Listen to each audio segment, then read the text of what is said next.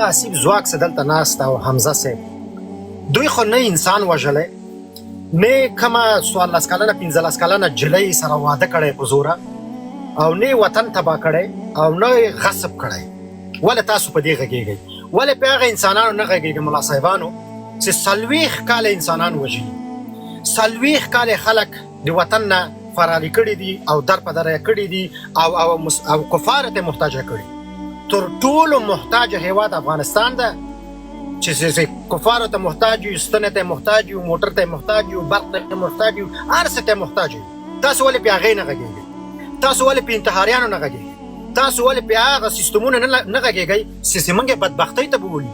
که بیا تاسو داسې ځان ته ښه مسلمان وای، یو کلب تاسو ماته راوښیو چې تاسو په دغه پاکستان سیستم باندې غږېدلي یاست چې عملا هلک سره واده کوي او بالاخره عملا بیادبي ډېره معافي مردګوخانې وازې دي. تاسو ولې په هغې نه غږیږئ؟ تاسو ولې په دې عربانو نه غږیږئ چې تاسو ورته ورونه وایي 40 کاله افغانان ورته کار کوي، مزدوري کوي، یوه تذکره نه ورکوي، یو لیسنس نه ورکوي، آخر چې مریض شي ایکسپایر شي بیا شړي بېرته سړي یا ته سمه ډوډۍ ورته نه ورکوي. فقط دغه ملت باید پوه شي د مذهبونو نه کمپنیانې جوړې کړي دي چې دغه سني شو، دغه بعضې خلکې ځان ته راټول کړي، دغه شیعه شو، بعضو خلکې شیعهګانو ځان ته راټول کړي، دا وهابي شو، دا پلانکی شو، دا بستانکی شو، د دوی پکې میله ګرمه ده.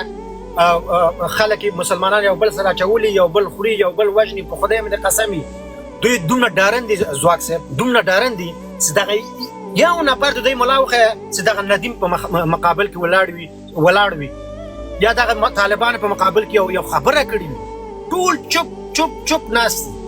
اوس ځواک صاحب راجګ سوی بل سره غږېږي لکه غومبسو غوندې درپسې نښلي.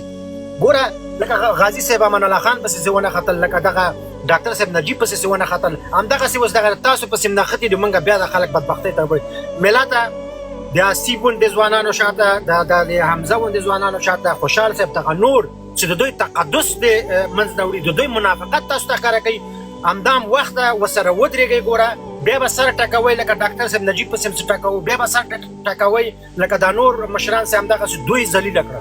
دوی د عرب نه پیسې اخلي، دوی دین په شرمونو شرمولی ده، غلط تفسیرونه تاسو ته وایي. یوه مثبته خبره د دین تاسو ته دوی نه ده کړې.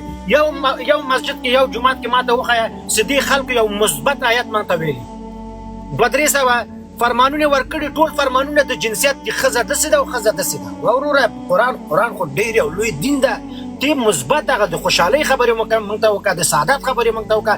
هغه خبرې دوی کوي چې فقط دوی ته ګټه ورسي او دوی ته پوستکي ورکړي او دوی ته الوګانې خلک ولېږي او دوی ته خلک ډوډۍ ولېږي. واقعیت خبرې مولا نه کوي. او نور زه مولا خپله شخصا نور نه پېژنم. دغه موبایل مې دغه لاس کې ده، په دغه موبایل کې که زړه مې قرات ته سو قرات راته کوي، ښه ښایسته خوږ اواز باندې.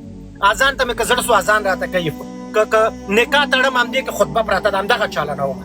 او بالاخره که حدیث مې په کار یې همدې موبایل کې سته، د قرآن کریم تفسیر مې په کار یې په همدې موبایل کې سته. ملا زه تاسو کوم ستا ته مخ ته ډوډۍ درکوم.